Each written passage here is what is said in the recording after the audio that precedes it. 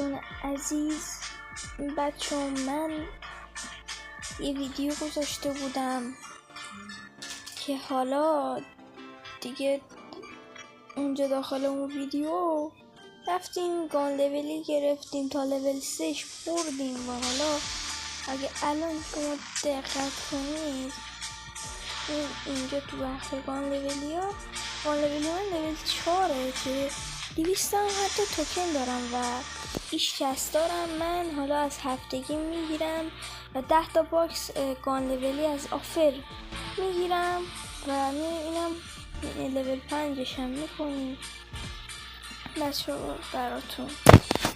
و اینکه بچه اسمش هم همونطور که میدید هدشوت هم یهو چشمم خود اسمش. حالا لول 5 هم ببرم خیلی دوست دارم. انمی کیل میشه اینجوری میشه، از سر گان اینجوری میاد بیرون. خیلی اینجا دیگه گان لولی اصلش قبول دارید؟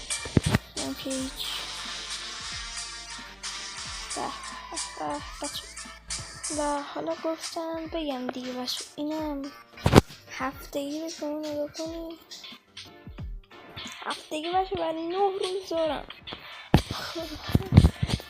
بچه. حالا من تا پاپم 1013 بگیم زدم و حالا دیگه اینا رو بیخیالو بچه. اینجا ما یه کاری مثلا بخوام بکنم اینه که دیگه نهایتش بخوام براتون خرج کردنی بذارم فردا پس فردا احتمالا جمعونو میگیریم از هفتگی 100 تا گیم تا ما آفر رو براتون 10 تا باکس میگیریم و لول 5 هم میکنیم بچه. ویدیوشو میذارم میخوام لول 5 کنم و یه تست کوچیک میشه بچه. و لطفا بچه تو رو لطفا یعنی نمیتونم دیگه کاری کنم ولی خب شما یه دونه اون سابسکرایب و لایک و یه دونه کامنت رو بدید. فقط شاید 1-2 دقیقه وقتی شما رو بگیره، یعنی من یه دونه خوشحال میکنم.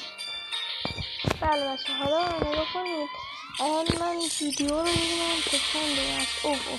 دیگه قلطی باشه من تا چیز نشده